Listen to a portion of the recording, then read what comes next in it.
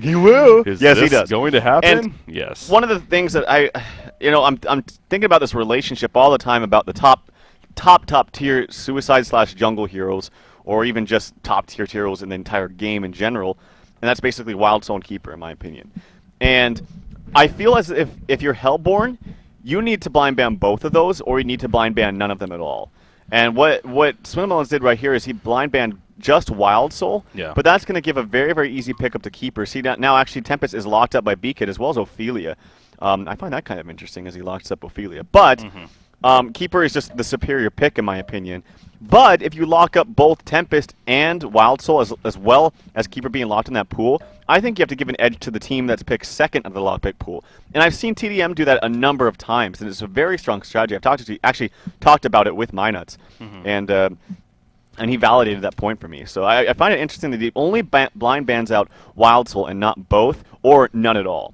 So it's just one interesting thing to note. Yeah, that is definitely a great point to bring up. So obviously you're going to have to deal with that in the end. So again, it's no surprise to see that Keeper the Force first lock, though, and there's a good chance that he could be picked up out of the lock pool. Now, with that said, I mean, it is a very strong lock pool, as you would expect here. Yeah, the follow-up locks were actually Pebbles Deadwood here coming up from Swimmelons. Then it went back to B-Kid doing the Tempest Ophelia, and then actually Plague Rider was the final lock coming out. So, excuse me there. Again, a very strong finish to the lock picking stage here, and it's going to be interesting to see how both teams kind of approach that. So, I don't know. To me, it's kind of interesting, specifically B-Kid's choice to lock both the Tempest and Ophelia after that. Because, you know, if things play out where they first pick the Keeper, I mean, aren't you in a sense giving them Ophelia Tempest? The thing about that, though, is Tempest, and I've said this all the time, I think Tempest and Suicide is just bad. Okay. And I know that SG likes to run that, but I really do feel like it's a very, very weak lane. There's just so many things solo that just absolutely dominated. Now, it is strong. I mean, you have lots of push potential, but I just don't think that would be ideal. So, and that being said, if they don't pick that, if they don't pick Ophelia and Tempest, giving them both Keeper, and that's actually kind of smart by Beacon now that I think about it. And we'll have to see what he does. But sorry, the bans have already finished. We have Engineer, Zephyr, Meraxis, Draconis, Moon Queen. The final ban is Jeraziah. So there's still a couple more junglers available outside of the lockpick phase, which is War Beast and Legionnaire. First pick comes out to B-Kid. We'll see what he does. Yeah, that's actually, you know, again, another great point to bring up there. I kind of see what you're thinking right there, where, so if they actually do pass up on Tempest because they don't want to go in with, say they go Ophelia Plague Rider instead. Then you get Keeper Tempest. Keeper Tempest, exactly. So. And the same thing goes if they pick up Ophelia and they already have a Suicide hero and they want to pick up the Suicide as a Plague, then you have Keeper Ophelia, which is like equally as strong, if not more strong, because you have so much push, so much heal, and all that stuff. So, yeah, I think Beacon did a really smart thing, and at first I was like, well, that's kind of weird that he did that, but now that I look at it a second time, I actually think it's pretty smart.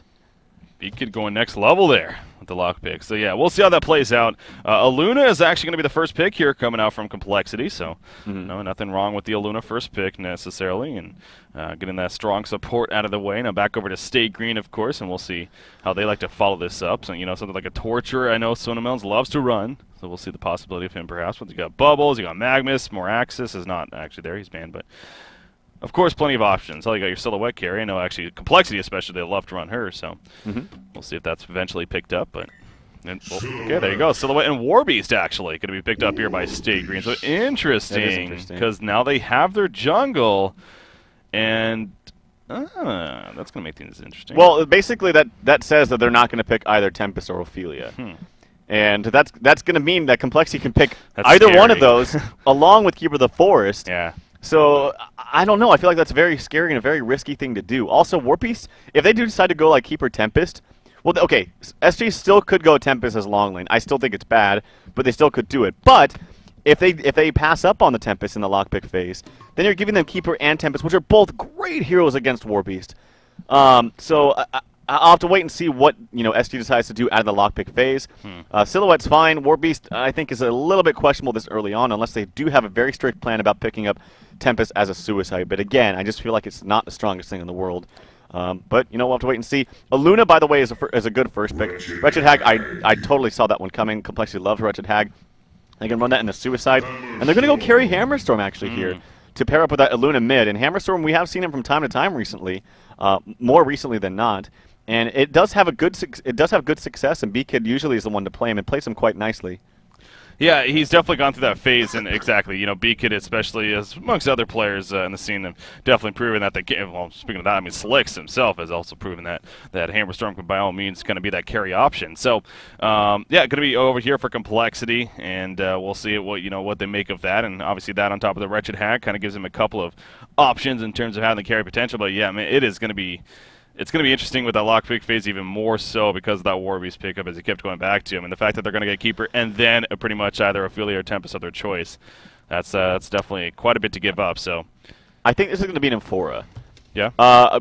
Right now, since they don't have anything else for mid as far as initiator, there's Pebbles and Deadwood, and both would pair up nicely with an Amphora. You have to also think about what you're going to be going up against mid, and it is going to be a Luna Hammerstorm. I have people like going offline and offline like crazy on my friends list. And what do you know? There you Amphora. go. Okay. So it's going to pair nicely with Deadwood or Pebbles. Both of them have great roaming potential. The only thing is, it isn't exactly the strongest thing in the world. There's this absolute fastest snap pick you could ever think of, and Keeper. Now here is the big deciding thing. I think for sure it's going to be Pebbles, but the long lane is up in the air. And Keeper, I will say Keeper or Plague against Keeper is pretty bad because there's so many minions.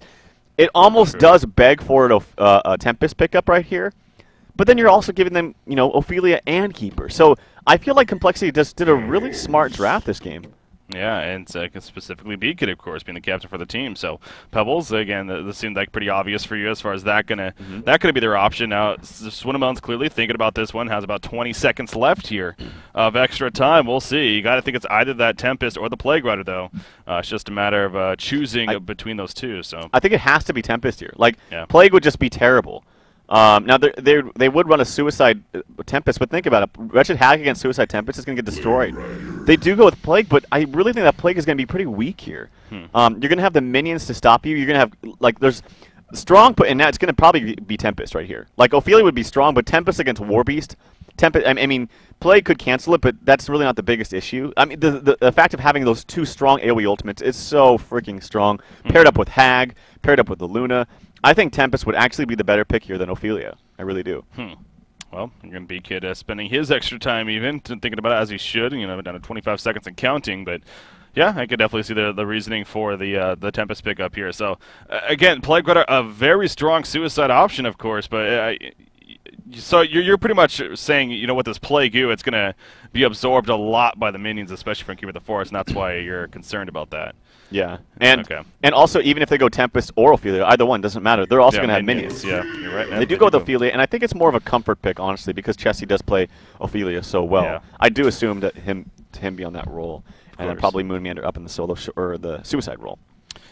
There you go. They swap it up, and that's exactly what it is going to be. So both teams definitely got their power of the lineup. I mean, there's strong lineups over here on either side, really, but I can see what you're saying, especially with Plague Rider. He might not be as powerful with that Plague Carrier, also known as the Plague Goo, of course, as a result of just so many minions, especially between Keeper of the Forest and Ophelia. So we'll see, how that plays out for him. But in the end, again, it's kind of that give and take. So they arguably got a better Suicide option out of it.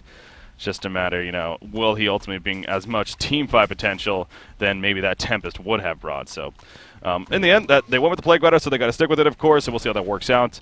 Then, obviously, as you mentioned, Chessie playing that Ophelia here for Complexity. So entering the laning phase now, and sure enough, both teams kind of trying to rush towards protecting the ward spot at least. And so we'll see if any wards get placed down as a result of that. Keeper's going top. You have Plague Rider going bottom. Plague's going to be close. He is there a little bit quicker. He did go the boots first, I believe, and then sold him. So, yeah, he's going to be able to get it off here. And there he goes, running away. So, well played. But Keeper of the Force, on the other hand, I don't know if he's going to be able to do this. He's going to go Nature's Veil, actually, go Invis. And he still needs to be a little bit careful. I see him cutting the tree right there, trying to maybe expose him. But ain't going to happen. He'll be fine. He does get it down. So, sneaky Moon Meander there. Going to level 1 Nature's Veil to get a place. He runs in his Silhouette, but again, going Invis, and he'll be more than fine here. So, interesting. Yeah, good job by him. And he might even walk all the way back to base, honestly. Also, one of the other reasons why I think I would have preferred Tempest over Ophelia here is simply for the deny factor and getting the lane. Now, it is a Keeper against a Silhouette straight up, but every little bit helps. And having that extra deny gives you a little bit more lane positioning. It obviously denies 1 creep of experience and gold to Silhouette. Now, it might seem like a small little thing, but it does. Every little bit adds up when you're playing a 1v1 matchup. And Ophelia will be fine, though, like I said. It doesn't matter. Both of those decisions would have been fine. I actually would have liked to see them pull Hag a little bit of regen because she is going up against a Plague Rider. Not to say that Hag can't do fine. In fact, it is actually somewhat even matchup, but I do actually give a... I don't know, it's hard to say, but Plague Rider should do fine. Like, as long as he's harassing a lot, and he can, then he can actually take some easy kills off of Hag. But if they pulled Hag with just a little bit of regen, it could have been a huge win for Hag. Yeah. Now, I'm actually curious what you think about this. Kind of a side thing here, but just something to talk about, I guess. Yeah. So they went with the Hammerstorm pick to beat it for complexity, and of course it is the Aluna Hammerstorm mid against Pebbles Nymphora. But why go Hammerstorm over a over a Magmus? Why do you think that would be the case? Because obviously BK plays a great Magmus as well, and Aluna Magellan, I mean, that's definitely powerful in itself. So why would you think a Hammerstorm over a Magmus in this case? Maybe just something they felt in I think Hammerstorm can carry pretty hard. If they knew that they were going to go for double jungle, then they need a little bit more higher end on the carry. And Hammerstorm's a bit more tanky than Magmus and has, I think, honestly, a stronger lane presence in a Luna, in a lane with a Luna than Mag does. I really do. Magmus, he dies quite easily. And if they were foreseeing the Pebbles pickup coming out from SG, or even the Deadwood pickup, either one, and I thought that either one would be picked up, most likely the Pebbles, then Hammerstorm's a bit of a safer pick than Magmus is, because he doesn't have the potential to get bursted down like Magmus does. Very true. All right, so there you go. Again, going with the Hammerstorm pick in the end. You see the middle lane, speaking of that, is getting pushed up a little bit here, and that'll free up some farm time for Swinamelons on Pebbles to get some of that, and it just seems to be a little bit back and forth as far as creep battle goes. But once you start seeing the level 3s being hit, I'm sure we can expect to see a little bit of action pick up here in the middle lane, going for that kill possibility, of course. So we'll keep a close eye on that as much as possible. You got the bottom lane in the meantime. Plague Rider being played by KZU, of course, going up against Haxoryn's Wretched Hag here. And Wretched Hag, he is going to go the Ring of the Teacher build, as you mentioned earlier on, as so is Plague Rider for that matter. So going to get the lane pushed back up, and Haxoryn will be able to pick up some creep farm there. Bottom Rune Race is actually, was it picked up by Chessie? No, was it top? It is top. It's a regen, though. Not the biggest in the world. Actually, the Hellhound coming in, maybe trying to destroy it, but Luna picks it up. Again, not that big of a deal, though. She had a little mana that was used. So back to the lane she goes, and then going to keep up the harassment as much as possible. Then you got the top lane matchup, Silhouette versus the Keeper of the Forest, the new Keeper of the Forest, again, this Cactus Keeper, I believe it's called. Desert Keeper? It's so bright. Something. Yeah, the desert. Yeah, I guess the Desert Keeper. So bright with the orange, but yeah, so that matchup up there. And what do you got? You got a Keeper who right now is 9-1 compared to a 12-3 Silhouette. So Slick's off to a solid start there. Yeah, and actually, I mean, Keeper's doing a good job. He did purchase the hatchet. I don't know if he purchased it late or maybe purchased the shield late, either one. But he's going to be able to get some good, CS with having that high base damage. So Moonman are doing a pretty good job up here early on in the Suicide lane. Bottom lane, Haxoryn versus KZU playing this Plague Rider. Let's check out some early CS. Haxoryn 7-1, Plague Rider 9-5. So winning the lane a little bit right now. And that's, I think, expected. I think you'd have a little bit more damage, if I recall, onto Plague Rider. And he doesn't have the Ring of the Teacher, so it's not reflecting that right now. But also just has the nuking power constantly from a long range away that Hag doesn't necessarily have. Yeah. Hag, it looks like she is leveling up that Haunt. She has a level 2 in it now, so a little bit of pressure from that being able to be applied. But yeah, you see right there, I mean, she's forced to blink away a Plague Rider applying the Contagion. Now, he is out of mana currently. Still hasn't gone to the side. Okay, I guess he actually doesn't have have to go boots for instead it. of the Ring of the Teacher. Boots first. Interesting choice to do that. Maybe so he can chase after she blinks. I don't know. I think it's get away. Honestly to have more movement speed for the Haunt, the harass. Okay. We actually see. We saw a Vulture Lord actually coming in here to maybe assist, and Chessie, he's just throwing out the tornado, but that's not really going to do much because Plague Rider's pretty fast. So a very unsuccessful gank right there. In fact, I feel like they could have been coordinated just a little bit better by starting out with like their tornado at one time. But it's pretty difficult to gank with a Vulture Lord. Don't get me wrong. Yeah, it's not the most ideal minion to pick up to set up a gank. So he did his best, I guess, and in the end really wasn't that great. Keeper of the Forest coming out of the invis right there to actually kill a creep with the hatchet. He will take a little bit of harassment as a result of that. So Moonmeander being a little bit risky right there. But again, with the armor applied and the regen, and I guess not the biggest stone in the world, he will be more than fine. So as you may expect, I mean, definitely more of a passive start here, 4.5 minutes in. You got everyone really staying in their lanes and all about farming. I mean, how are the junglers doing with that said? You got Z-Freak, of course, on Warbeast. Well, it seems like he's off to a fairly decent start. I mean, 220 gold per minute, not too shabby. And then you have Ophelia, of course, you talked about that gank attempt. her farm, not too bad herself, 223 GPM. No one necessarily skyrocketing by any means. So I don't know if you've been paying attention to the jungle, how that's been going, but I haven't really, no. I haven't really been paying attention. I haven't really looked at either player's spawns either, but Warbeast is a little bit spawn dependent. He has actually had some good spawns so far. Right now he's got Vagabonds to work with in the medium camp, Healers to work with in the other camp, and Minotaurs, where they used to be more difficult, were nerfed a little bit, I believe, in either health or armor or how much damage they did. But all I know is that they're a little bit easier to kill now. Yeah. You see right there, the Hammerstorm stun on top of the power throw, so some harassment to Pebbles, if anything, for a creep kill for Hammerstorm, but more than fine, of course. And you see even a Zeal stun attempt coming out from Nymphora, but just going to miss right there. So Skyzo, and Swinnemel's talked about that. I mean, Skyzo has kind of stepped up as that hard support player for the team, and definitely done a solid job for them. So credit to him, of course. But well, yeah. The fact that Pebbles Nymphora lane is coming out even with Hammerstorm Aluna is really a testament to how they're winning it. Because they should not have an easy time as they're having with Hammerstorm and Aluna. And I believe I saw this last time I saw Complexity run this, or some kind of dual lane mid like this, is they were very reluctant to actually cast their spells early on. And you can't do that in a lane like this. I feel like you have to be aggressive, even ferry yourself some clarity potions if you need to, but right now, coming out even against the Pebbles Nymphora is not what you want. You don't want to, in any kind of early portal key onto Pebbles, you don't want Nymphora to get a free level 6. Even before Pebbles gets that portal key, you can still set up some very, very deadly ganks with the Nymphora TP. Yeah, and there was actually a little bit of a race down here at the bottom rune. It was picked up, double damage rune by Nymphora. Ophelia was also going there, started harassing Nymphora a little bit, but Pebble started running over, and Chessie, thankfully for him, I mean, he could have very likely got bloodlusted there if he didn't turn around when he did. He also used the Skeleton King net to trap Pebbles in his place. So good getaway in the end, and still now coming up to the 7-minute mark here.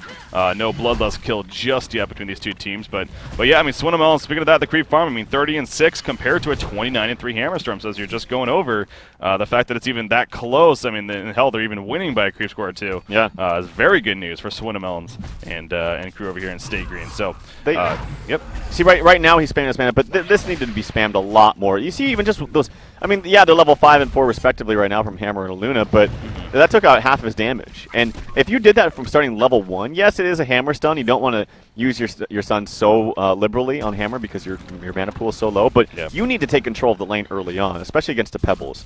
Because right now, with Pebbles being the level he is, if Aluna gets caught out of position before Hammer is able to respond, she's dead instantly. And that's not necessarily the same for Nymphora, because obviously you have the stun that's a long range away from Hammerstorm, and you don't exactly have the burst potential that a Pebbles does. Yeah.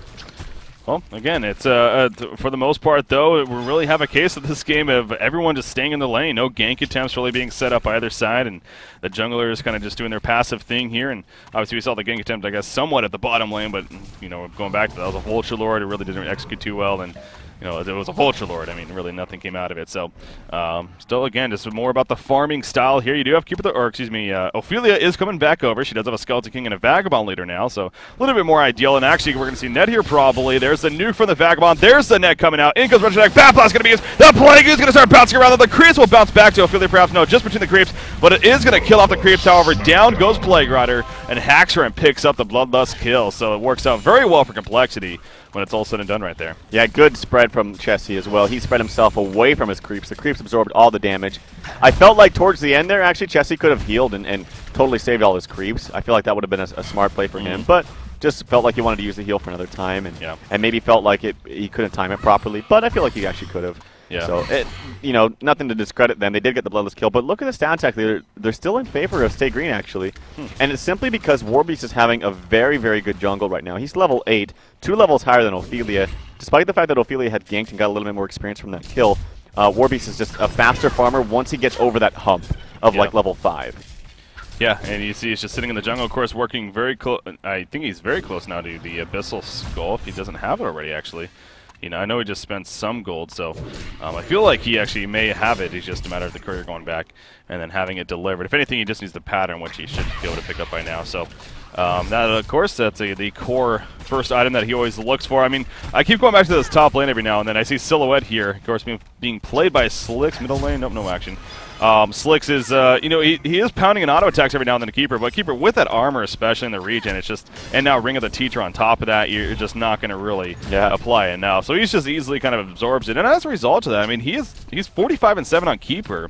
I mean, Silhouette's 58-11, so definitely winning the lane in creep farm, but Moonbeater's actually seeming like he's doing pretty solid up here, and he's getting some decent farms. So he's doing a really good job. Like, if you compare the CS that he has compared to Plague Rider in his respective lane, it's much higher. And I feel like he's going to have a very high impact this game. And once you start team fighting, I think that's really going to be the biggest thing, because Complexity has a much better team fight team than Stay Green does. Stay Green has lots of power in their ganking potential, especially with Pebbles getting a portal key on top of the Nymphora port. But and they do have some good late game with Warbeast and Silhouette. But as far as straight team fight goes, I think Complexity is really going to be strong. So once Keeper gets Ring of Sorcery plus a Blink, and you start, actually initiating some team fights, Complexity, I think, is really going to start to take off. Yeah, definitely can shine with the team fight potential. So we'll see as Warbeast is coming to this top lane, so sitting in the pause here, of course, but once we come out of it, I expect Warbeast to assist in a push, perhaps, here at the top lane. You see the Hellhounds coming in, being level 4, and having that level 3 Primal Rage as well. So, and the Abyssal Skull finished, of course. So, yeah, this top tower is going to take a little bit of pressure here. It's already taken some damage, so we'll see what kind of response Complexity comes out with. I don't see any Homecoming Stones. There is one on Hag, but it is on cooldown, so they don't necessarily have the most effective way to respond to this other than the Keeper's level 8. I mean, you can root and set up a counter, but again, if no one's there to assist, then how effective will that be? So we'll see what kind of push Stay Green gets out of this. Silhouette going to start attacking the tower, as are the Hellhounds. Keeper the Force just sitting here. I'm sure he's kind of hoping for somebody to maybe be able to port in, but again, it's just not going to happen. His teammates just don't have the Homecoming Stones. Oh, it spawns little cactuses, by the way, cacti. That's actually pretty funny. All right, but the tower is still well alive, and it's actually at half life, so I guess it's not the quickest tower kill by any means, which is the good news here. Wretched Hag sitting on top of Plague Rider. Actually, Bat Blast coming out on top of the Thunder Scream. A couple of auto attacks going to be happening as well. Jesse running in with the Skeleton King. Can she get the net off? Not even necessary. The final auto attack goes through, and Jesse will pick up a kill right there. As the tower at the top lane, will it be denied? No, it will not. It is killed in favor of Z-Freak, actually, on the Warbeast, getting credit for the tower kill. Stun onto Pebbles in the meantime in the middle lane. Power throw on top of the Hammerstorm stun. But Swinnamel's more than fine, and, well, that's that for the action. So, seems like it worked out pretty well for Complexity to kill at least, but they did lose the tower at the same time. They did lose the tower, but they're going to counter-push this tower after getting the kill. Very easy kill onto Jesus. And Jesus died 2 times down here, and you cannot have that happen. Now, Ophelia does have good gank potential, but it can be prevented. It's not something like you get caught in a stun ulti from Tempest, there's nothing you can do. You're dead. A big cooldown was used. I mean, yeah, he does have Skeleton Kings, but you need to keep your distance, and you can do that when you have the deny ability. So, but you got to give the credit really all to the Haxorin, is jumping in the face of Plague Rider, getting that slow immediately. It is level 3, actually. That's not typically what we see. Usually we see it stop being leveled at level 2, the HoN, that is. But he actually decided to opt into the HoN level 3. Yeah. Interesting there from Haxorin, but again, getting the kill, so 2-0 hero kill advantage in favor of Complexity. Now, I pulled up this GPM chart, however, and it's actually still looking pretty good for Stay Green, despite that stat right there. I mean, they have not only Silhouette, but Warbeast is also up there. Portion of the bottom lane in the meantime. The Plague is bouncing around. A lot of Ophelia creeps, though, taking the damage. Look at that spread by Jesse, though. Spreading the minions out even. And the Plague ultimately didn't end up doing too much in the end. Granted, it did prevent them from actually taking out the tower. Will be denied, however. But again, the tower is still dead. We're only 12 minutes into the game, and that's a secondary tower that's already destroyed. So I still think Complexity can be fairly happy with that. But again, you got a Silhouette and a Warbeast, actually, who are the top 2 farmers in the game here. So Stay Green definitely has their positives going. Yeah, absolutely. And another ult used and unfortunately wasted by Keisu. And that was actually a very good Minotaur stun there by Chessie onto Slicks as he was trying to finish it off, but just couldn't do so. And the thing about those 2 tower pushes now is this is going to create a lot of pressure onto the mid lane or even the top lane, which means you're not going to get much farm onto Pebbles, who really, really needs it. He has had a decent creep score, but nothing outstanding. And actually, Beakit has done a lot better now in the recent couple minutes. And Pebbles is sitting at 750 gold, his Steam Boots, but doesn't have his Portal Key anytime soon. And look, here comes the group up push in mid. Yeah, that's exactly what they're going to do. The Catman Champion leading the way. He does have a Minotaur and a Skeleton King as well. The Minotaur is kind of low in life, though, so keeping him back, and in the end, it looks like the Hellborn team doing enough of a response right there to push them back. Nymphora is level 6 now, so something to keep in mind here. Granted, he talked about the Pebbles. He doesn't have that portal key by any means. It still is a little bit off, so won't be able to take advantage of that combination just yet. But Deny at the top lane, I guess. Yeah, Deny by Silhouette at the top lane against Keeper of the Forest. Actually, very good job by Slicks up there. I missed the action, but somehow managing to 1 versus 1 against a Keeper and Deny the tower. We do see in the middle lane, though, is going to be destroyed in favor of Complexity. So. And they used the Nymphora port with Pebbles up top. Oh, Dust wow. was used, but it didn't even hit Keeper. I feel like he should have ported and used Dust immediately, but he stunned first, waited 3 seconds, and then used the Dust, and wasn't even close to Keeper. So Moon dodged a bolt right there. As a result, the Nymph TP and spells used. They're still going to push this tier 2 tower in mid now, and Keeper ultimate's up and ready to go. Yeah, Keeper just ran all the way to the mid lane, and he's like, all right, going to assist a push here. So a lot of push coming out here from Complexity. That is the power of Keeper of the Forest and Ophelia, especially having them together. So very dangerous for Stay Green to let them have those 2 heroes, and sure enough, we're definitely seeing that power come out. So a Warby is forced to fall back. In fact, Stay Green as a whole forced to fall back. And just like that, we have Complexity up 5 tower kills all of a sudden, and we have our classic case of they're up by 3,500 gold, but they are down by 2,500 experience. So again, they're grouping up and pushing, but the experience is still in favor of Stay Green with that set. Specifically, Slicks being level 11 already on that Silhouette. So that's okay though, because what you can do with all these tower pushes is create lots of map control. You get all these towers down, you start putting a bunch of wards up, you buy an early bound die, you completely kill their vision, and where do they go to the farm? They will have no place to farm it once you get to that point. And so I expect to actually see the last, I can't believe I'm saying this, but at 15 minutes, the final outer tower up top, the tier 2 tower, to be pressured here very shortly. And I do expect a bound eye to be picked up. In fact, it should be picked up very soon here. It would kill up so much vision and create a lot of map control for Complexity. Now it is kind of risky when you're playing up against a Nymphora, because obviously there's only so much you can do with warding to prevent Nymphora ganks, but it's more about the counter warding, I think, for Nymphora ganks, because obviously Nymphora can't gank what she can't see. So as long as you're staying close together and not farming where they have wards, then you'll be fine. Yep, very true. Silhouette, an interesting thing here, again, this is Slicks. Slicks is knowing, if anyone, to go more of the Whispering Helm style of build, which he does right here.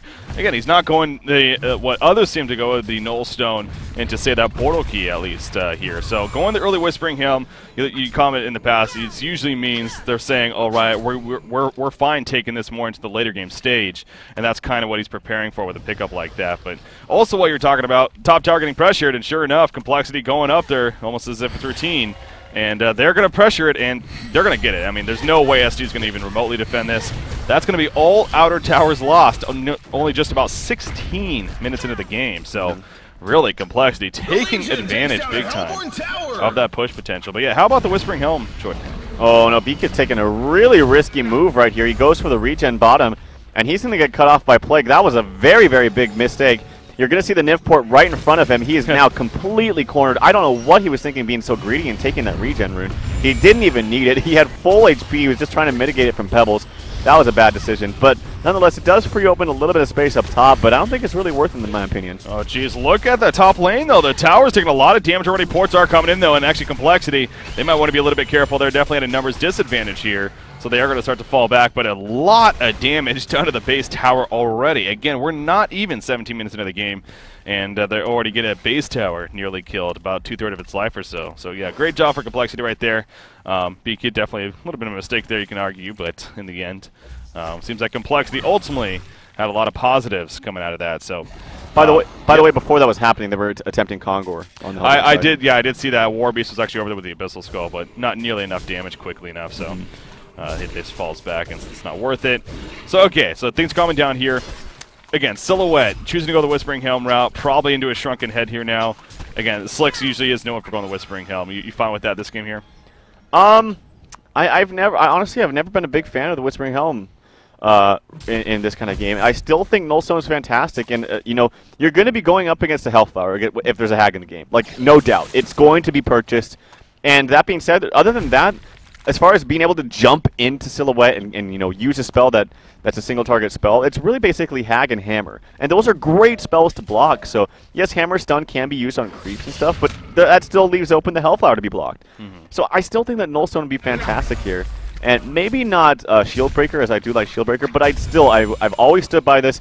I think Blink is core on Silhouette. I really do. Yeah. Now he's going for a Shrunken Head, and that's just a fight and team fight, but it's going to slow down his farm just a little bit. But against this team, I do think that Shrunken Head will be core. There's a lot of magic damage coming out, at least right now. Yeah, so again, Slickso at the same time, he is farming very well. He's been farming one of the top, not the top for most of this, but actually Keeper of the Forest is overtaken.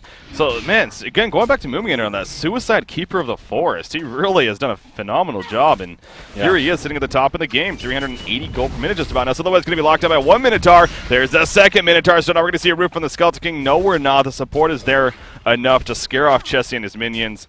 He did have some good backup himself, but it just wasn't seeming like Complexity was too interested in getting involved in a fight right there. So they fall back, plan is safe in that sense, and instead we'll go back to farming. So kind of looking at the big picture right now as far as the items. Of course, you have the Portal Key now on Keeper of the Forest, speaking of his farm. Also another 1,500 gold saved up. So again, and actually, he's going for a little bit of a backdoor here even at the top tower. He's going to go invis and maybe spawn some trees and eventually push it in. But their middle tower is taken out in favor of Stay Green right there. And it does swing back into Slick's favor specifically as far as GPM goes. Yeah, Nymph is porting to the top lane. No, bottom actually. They're going to go for a gank on a Wretched Hag. Do they have a portal key on Swindle? Yes, they do. There's a jump in. There's the combo. Where's the seal set? It is going to connect right there just before the blink, but it's still not enough for the kill. The Mystic Vestments, the Steam Boots on Strength, saving the life of Wretched Hag.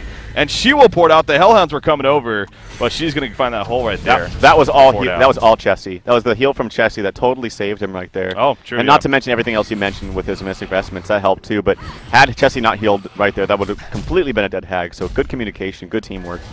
Yeah, very good. I mean, you can't. Yeah, excuse me. Stay Green actually did very well themselves. And obviously, Nymphora a little bit late on the Zeal stun, but again, she was just so far away. You can't really blame her for that.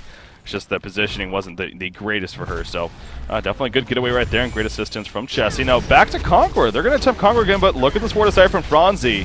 It's, let's just say Complexity is very aware that this is going on. Wow, they're killing it so fast. They are actually. You're right. They are killing it pretty fast, but ain't going to be fast enough. The combination of that Battle Cry, or the Battle Cry, and then the Silhouette Relentless Salvo procs, just jamming in so much damage to Kongor. But yeah, they do have a ward of sight right inside the pit, so they know exactly what's going on. And I still stand by my opinion that I really do feel like Tempest would have been a stronger pick than Ophelia here. I feel like Ophelia just lacks a little bit in team fights as the game progresses.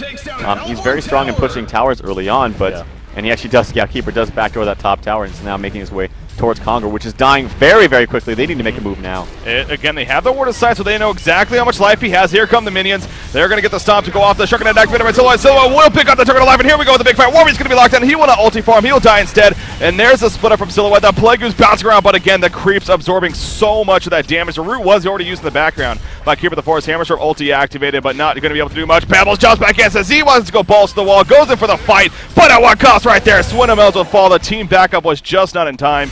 And instead, Stay Green is going to fall back. No, Silhouette is stunned, actually. And Silhouette's in a lot of trouble now. We're going to try to block with the Cacti right here. Is Keeper of the Forest doing a little bit of blocking. The heal going to hit, but Silhouette just a little bit too much life, it looks like. She's going to be stunned. But in the end, actually, the buyback from Swindle. He wants more blood. There's a Skeleton King root on Swindle. Nice hit from Jesse coming out. And Hammerstorm is still alive as a result of that. Galvanize going to be used. There's a speed burst. The armor buff. Down goes Silhouette. She will resurrect, of course. But that means the Token of Life is no longer. Hammerstorm's still going to need a juke and jive. He will be comboed, or actually just chucked right there, and eventually finished off. So the buyback from Swindle does pay off a little bit right there, and actually they're going to port somewhere. They're going to try to go up top, but unfortunately for them, ain't going to find anybody. So pretty crazy fight right there. Yeah. I don't know. I mean, I think Complexity... Oh, they easily came out on top. I mean, they got the Token of Life off of Silhouette. They killed her as well. They killed Pebbles. They forced him to buy back. They didn't get much out of return. They killed Warbeast instantly. Yeah. And when Swindle jumped back into the fight, it feels like the rest of his team was retreating. Yep. And they didn't. There was just some big miscommunication right there, and ultimately just got decimated. So that was just not a good decision right there. Not to mention Warbeast, he died before he did anything. I mean, just the damage that came out from Hammerstorm, and I think there was a Bat Bless on top of that. Maybe even the Hellfire wasn't applied because he just picked it up there.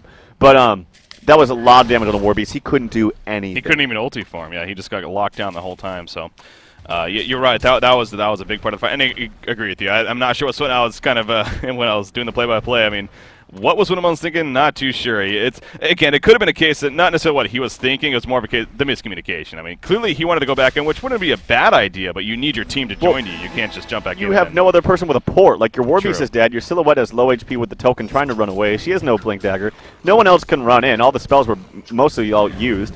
So there was just no reason to jump back in there and blink. And even if you did get a 1-for-1 exchange on someone, that's still not really worth it in my opinion. Yeah.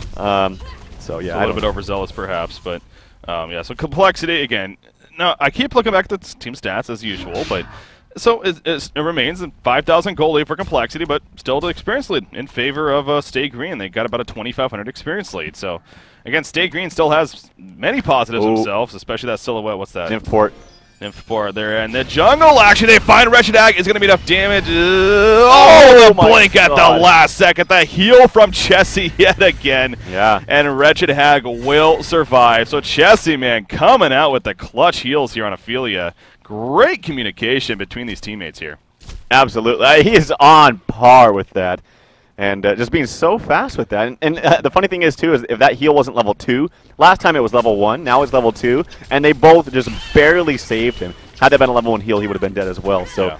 Really making the best out of these heals from Ophelia. And unfortunately, wasting a little bit of time from SG. I mean, the great idea with these Nymph ports, they're being successful, they're comboing their spells appropriately. It's just not enough damage, unfortunately. Yeah, it's exactly. I mean, I kind of feel like Swinnemelon's score, it's not really reflecting how active he has actually been, especially with an Nymph. They've been going for kills, and they've been executing. It's just been not enough, barely. So you definitely got to give credit to complexity. I guess specifically even Chessie there, saving his teammates. But was something else I wanted to bring up. I mean, look at Silhouette, though. I mean, Slicks is, again, this is just what he does. He just finds places to farm while still being somewhat active.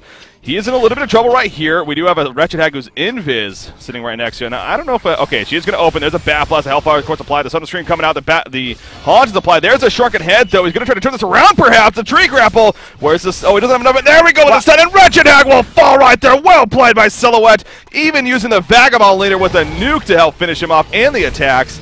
Holy crap. So I'm just complimenting Slicks. Damn, he's good, man. I'm sorry. I have to just... I don't know. Bad play by it was a terrible play by Hax. He stood there right in front of the Tree Grapple. Yeah, just, like, I don't know waiting what that was for it to about either. happen. Yeah, that seemed a little odd. Like, I'm sorry, I love Slicks, but that was like standard play. Like, the Haxman just took it. Like, I'm not gonna go further than that, but he just, I don't know. That was just a big misplay right there, and he could have easily mitigated the damage from the Tree Grapple right there. Like, easily could have mitigated that. And even if he didn't get, even if he had to stand in a position where he couldn't get the kill on Silhouette, there was no reason he had to die right there.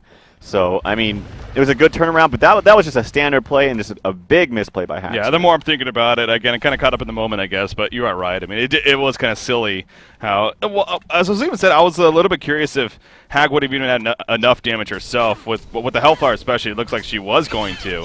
But, again, just Slicks was able to turn it around, hold it off. And so as I was going into, right as we saw that, he is 416 gold per minute now. I mean, the items are showing that. He has his Firebrand finish now.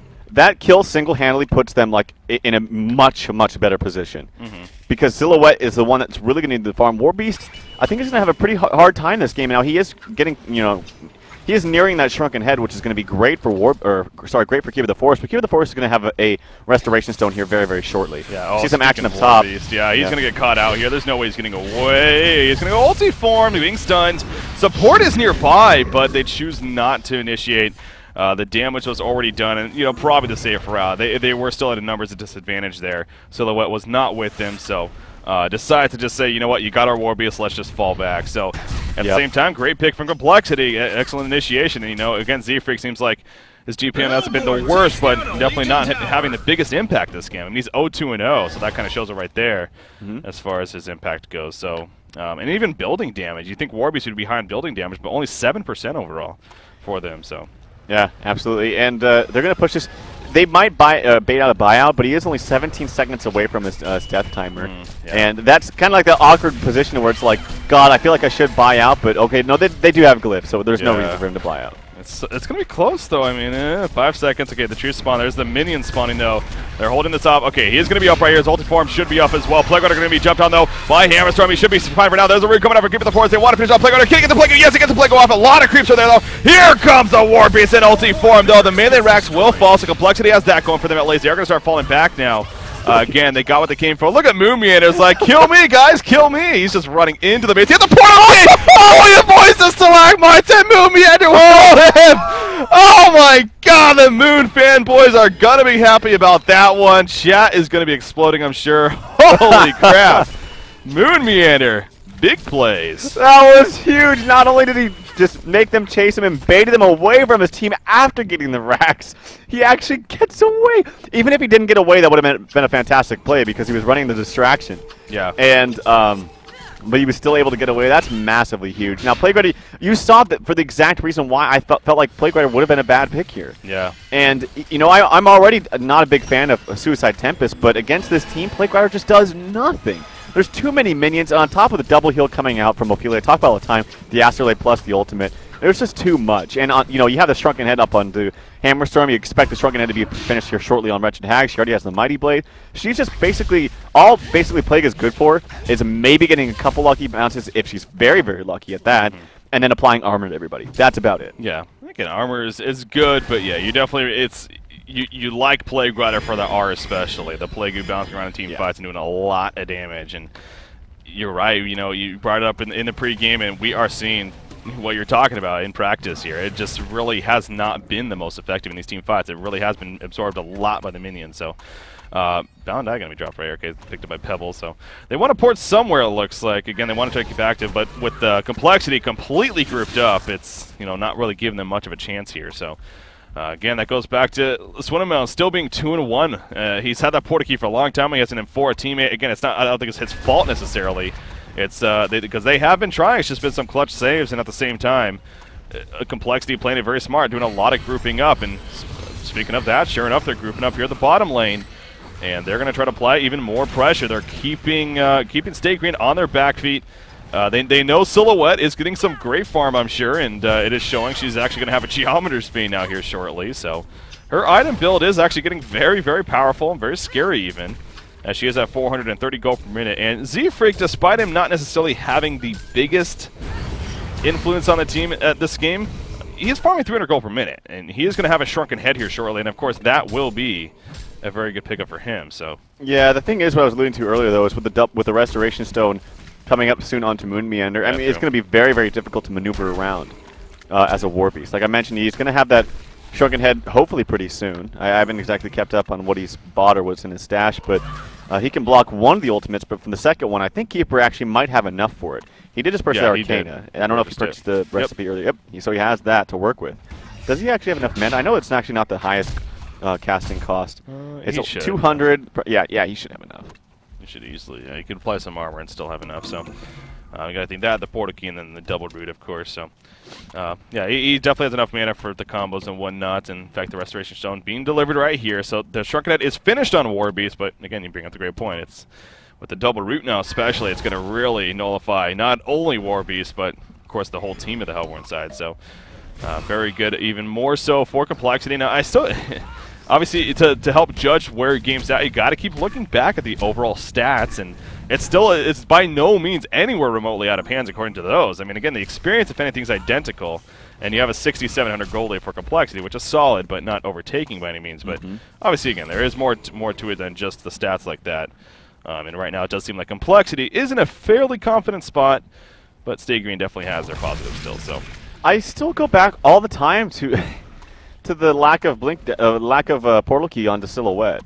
I just feel like it gives her so much utility, the utility that Silhouette needs to be able to jump in and out of a fight and just, you know, get somebody with absolutely no risk whatsoever. Jump into the fight with no risk because you can always press R to get out, which is why I also love the Nullstone combination with that, because if you jump in, someone's ready with a very, very quick Hellflower, a Sheepstick, or something like that, or even a stun for that matter, you're able to get out immediately, and you don't have to worry about accidentally getting caught by that spell or what have you. But, you know, Nullstone can be bypassed, but I really feel like, you know, Portal Key cannot. Shrunken Head is up on Wretched Hag, by the way. Yeah, she did just finish that, so very, very good there. I mean, Silhouette, again, she obviously just finished the Geometer's Bane, so perhaps it still wouldn't put it past him to still get that Portal Key, but obviously it would be a lot later than you would like to see it. So, but hey, better late than never, right? So we'll see if Slicks eventually does go for that, perhaps with this next item choice. or something else at this point. But Warbeast, again, more and more farm for him. He's currently sitting up here at the top lane and trying to pick up on that, so trying to push back the top lane. And with that said as well, obviously with the melee racks being down, getting a little bit more push out of it. And really, you know, when you have an Amphora Pebbles combination, and keep really looking at this too, it's like, again, I'm not saying it's their fault, it's just they literally are really having very little impact. We do see a nice shark in from Slicks right there going off as soon as the Hammerstorm stun was coming out. So he will avoid it, putting some damage, but a great counter spread in the meantime. Pebbles will get a decent jump right here. The Plague is going to start bouncing around. There's a lot of minions though once again. There's a first root coming up for Keeper. There's a second root. Here comes the Plague is bouncing around. The Bat Blast to the party from Wretched Hag. And now Hammerstorm with the sun in the background on the Plague on ulti form activated. Gets the kill right there. Ophelia will fall, but now Slicks being locked down. A little bit of trouble. Warbeast in ulti form, however, trying to find a target to Non, but he cannot find that target. And he now needs to run back. So Ophelia is so far the only death for Complexity, where 3 heroes are dead on the side of Stay Green. We do have a buyback though coming out, I believe, from Pebbles. He's trying to save Warbeast. Not going to be in time. The Pebbles are done. He misses. That's still Lagmas completely though. Down goes Wretched Hag at least, and actually now Hammerstorm in a little bit of trouble. But the stuns from Chelsea's minions are still doing work. Aluna's barely still alive. The final auto attack finishing him off, and Slicks is now on a serial killer streak. The chase still continuing. Hammerstorm will pour it out though, it looks like. And that will be the end of that. So another very chaotic fight. And actually, Warbeast being ported by Nymphora. They're going to try to ninja a Congo right here, but they ported right on top of a Revelation. So, really? Yeah, not the greatest vision, but they should be very aware. It's going to be close, actually. We'll see if they can get to it. I mean, just watch it, though. They're going to do so much damage to it with the Relentless Salvo proccing to give the extra attack speed, the Battle Cry, the Relentless Salvo actual damage procs. Yeah. Look at that. It's dropping so fast. It's going to die. You're right. This is a very, very fast Congo killing team. You're right. That Pebble should have been in there auto-attacking it, too, because they should have known that resistance is coming regardless, and they can't take a fight once resistance comes. They just needed to kill it right away. So it doesn't really matter right now, but it could have been a problem. But Congo does fall. Token of Life up on a Silhouette, and that's really the key ingredient they need to get back into this game. Oh, yeah. It definitely is, of course. So, again, Slicks staying alive that whole fight and definitely getting a couple of kills there, I believe, at least one, and obviously helping him even that much more. And he actually just bought something. What did he buy? It's the couriers right next to him. Okay, but we bought a Slayer. So he is going to be going for a Savage Mace more than likely. So again, staying away from that portal key option as you like so much, but he is going to be hitting like a freaking truck. So that's the good news there for Slicks. Soul's Bulwark just purchased by Pebbles, so that's another good item pickup for them.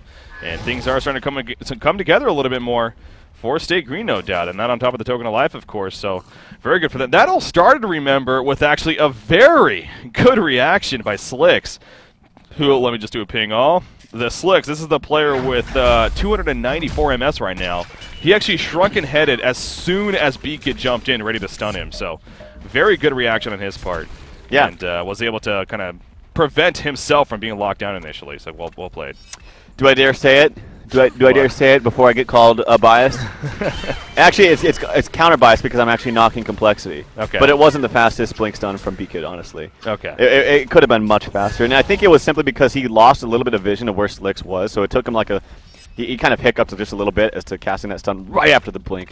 So but you know, to be fair, he is sitting on some high MS and good reaction from Slicks nonetheless. Yeah, definitely. So.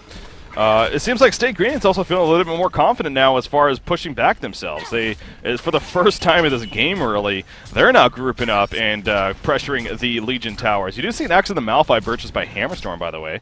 So he's very likely going for something like that Behemoth Art here, and he will be damn powerful. And a great thing about especially Hammerstorm having an Axe of the Malphite is that obviously being strength, and you know, with the ulti form, he will be hitting very, very, very hard. So yeah, that'll be a good pickup for him. But the middle tower does go down. It is denied, granted. So at least good news for Complexity. But I wonder if HoN Tour has stats of players who deny towers. Yeah. Because I've seen more denies from Chessie than any other player in the game. And not just from the hero, I mean Chessie's minions. They do all the denying. Yeah. It's pretty funny. He's definitely very, very good at that. And we make this point about Chessie. I mean, Zfrika definitely is also a great jungler himself, for that matter. And you know, really, these top-tier junglers in general, just kind of grouping them together. You see them doing those things with microing their minions, whether it's Ophelia, Warbeast, Tempest, Keeper, whatever. Blocking camps with them, denying towers with them, sending them for scouting, for information, and you know, just constantly being aware of the situations and taking advantage of the fact that you have those minions is really good to see. So. We see some Ancients going to be attempted here from Complexity. So, again, it seems like we're once again. Now, it's only a 10-6 hero kill game. We're now coming up to 38 minutes in, so usually you would say this has been more of a passive game, but I don't know. To me, it feels like it's actually been a pretty intense game here. Yeah, I agree. I don't think the kills really reflect how much intensity this game has had. There's been a lot of tower pushing. There's been a lot of fights where not exactly all the player members from each team have died. Yeah. Where they've been close to dying, but it still has been an action-packed fight, and I think that's the biggest reason why. I think it's just overall been, honestly, a very good game. But well played on both teams, and we're definitely seeing some top-tier competitive HoN, as we well expected, of course. So it's definitely good to see that. Silhouette, in the meantime, 3,000 gold saved up, so very, very close, of course, to finishing a Savage Mace. Now, the important thing to note is, of course, you won't have buyback right away, at least, so as soon as he purchases that. But she does have a token of life at the same time, which still has about 3 minutes remaining on it. So, and also, you know, I think you mentioned it earlier, but again, to reiterate, if anything, you see the glowing red hands constantly as a result of Warby spamming that battle cry. Yeah, it's a lot of, what is it, 20? It's allied player control. So yeah, and allied here, so 44 attack damage. I was kind of caught off there by the text for a second, but 44 damage basically for everyone on the team, global, that he can spam. That costs no mana. Ridiculous. Yeah, well, that's one of the reasons why it took him, you know, what, all of 15 seconds or 20 seconds to kill Kongor. Yeah. So, I mean, those two heroes actually synergize very, very well together. The Savage Mace is up on the to Silhouette. He's hitting for 410. I was like, are you kidding? But he has a double damage rate, but still, that's obviously, you don't want to fight right now if you're Complexity. Has it for 33 seconds. Is this going to be enough time to actually get some attacks onto the tower? What is it up to right now? Let me just double check. He's got it for another 20 seconds. Yeah, they're going to get some damage onto this tower. Do they have Glyph? They're desperately going to need it, but they should not fight at all while this double damage is up. Well, then you got the token of life on top of that, remember. So not good news at all. And Silhouette, you see the double damage, still about 8 seconds remaining, so we will get a couple of attacks here, as you mentioned. Hellhound's being sent in as well. There's the Warby's battle cry, and just look at the tower drop. We're probably going to see invulnerability here. Yep, never mind. There goes the tower, so no invulnerability. I don't think it's on cooldown, but anyways, they're going to jump Silhouette right here as the Hammerstorm initiate. There's a Bat Blast. No, it's not going to be used, actually. Silhouette being tabbed, he's going to be locked down, though he will eventually fall. Now can Stay Green capitalize on top of this? Can they? Oh! Right, Chelsea's down with the Minotaur. There's that Bat Blast coming out. Trigger will finally go off. There's the split up in the background. Warby's chasing, trying to find that target again. The Root in the foreground, though. Chessie Heal going to go off right there. Silhouette is still alive, pounding in damage, but cannot find a target to attack. Warby's the same situation, and now he takes a Hammerstorm, so trying to run away. Pebbles jumps back in, wants to finish off Regidak. Will he get the combo for the kill? Yes, he will. Regidak will fall. Warby's is also down, though. Nymphoria down. Regidak buys back immediately. There's the slow amplified damage on the Pebbles coming out from Ophelia, and Swinamels will fall as well. So Complexity holds it off big time, and Stay Green forced to fall back as a team. I mean, that was a pretty big man up from Complexity. They went all out on Silhouette, killed her just down the token really fast. Great job by Chessie by stunning that Minotaur just right as he came out of that token of life. And they weren't able to chain stun him to keep him down after that. But I got to say, the double roots from Moonman are doing a lot of work in these team fights too. Yeah. And I still feel, I really do feel still, that Silhouette just cannot maneuver around as much as she should be able to with a portal key. I really do feel that way. Yeah. Now the big thing here with this push right now, Haxton did buy out. Swindlemelons has no more buyouts. He is dead for 27 seconds, cannot res. And this could be a Rax. Very, very likely. And again, remember with the top, at least the melee Rex being down, the range Rex is like starting to drop as well. So this is a huge push for Complexity. There's the barrier idol being used, plated creeps going off. So really a massive push. And yeah, you're not stopping that. So they're now down 2 sets of racks here at Stay Green. And it is getting to a point of do you have much of a chance left if you're Stay Green? It's definitely getting very, very slim here, if any. So obviously, I definitely don't expect. I mean, because again, you look at the overall team stats. It actually still is very even. Experience identical. Gold, sure, favor of Complexity, but it's an 8,000 goalie. We're now 41 and a half, 42 minutes in. Not that overcoming by any means, but they are down 2 sets of racks, and it will be difficult now for Stay Green. So we'll see. The team fight spells are just so strong on Complexity, and that's what I saw at the very beginning of the draft, especially Keeper of the Forest. Giving them Keeper of the Forest, I know I say it all the time, and it seems like I'm beating it like crazy, but it's just such a strong hero, especially against this team, and you know, especially against Plague Rider too. And Plague Rider was picked into Keeper of the Forest as their second pick in the lockpick phase. And Plague Rider Moonmander, he's doing a lot of work. He's 2-0-6, and I just got to pull up the damage chart, but actually Plague Rider's at 9%. That's a little surprising because his ultimates really aren't doing that much in these team fights with all the Well, heal. do the minions count as a hero? I don't think they do. Oh, the Ophelia minions? The Ophelia and the here we go. Force, but here we go. Pebble's going to be jumping in right here. Tablet's forward, trying to get away. The Hellfire is applied in the foreground. Warbeast is there, but that first root coming out from Keeper of the Force. Hammerstorm beating into him, and Warbeast will fall when it's all said and done. Barry Auto going to go off right there. Slicks in the background is panic damage, but he too is going to be locked down. Chessie doing a great job with the minions. Bat Blast going to be used right there, but Silhouette is actually still pretty good alive. Trying to finish off Chessie. Won't get the kill though. Hammerstorm start coming out, and Silhouette trying to juke and jive right here. Has some team support from N4. It's just not going to be enough though. Great heal at the last second actually, but it doesn't matter. Double tap kill coming out for Haxerin, and now we see Pebbles on the run. Keeper of the Forest. Ooh, he doesn't have a root, so not going to be able to lock down Pebbles right there, who will portal key away. But Plague Rider, did he buy back? No, he didn't even buy back, because that's just simply being back at base. But now Complexity going to group up yet again, and they want to force a buyout out of Slicks. Yeah. Even if they don't push in, which I still think they can, but they don't have double root up from Keeper. They're going to have that in another 50 seconds because Restoration Zone is actually up in just 5. But no ultimate on Hag, no ultimate on Ophelia. They don't have to force this, but they definitely want to force a buyout, if anything. 45 seconds on Silhouette, so yeah, it's Slicks ain't doing it just yet, but you got to figure that's going to be coming very, very shortly here. There we go, in fact. He buys out, so I'm sure Complexity very aware, and we'll see if they even fall back. I mean, the double root is going to be up in about 25 seconds, but no, Complexity says, all right, you're back, got what we accomplished, and we'll play it safe here. So they actually could have stayed up there and just played it safely because the double root is up so quickly, and because their lanes are being pushed in heavily, like in both top and mid.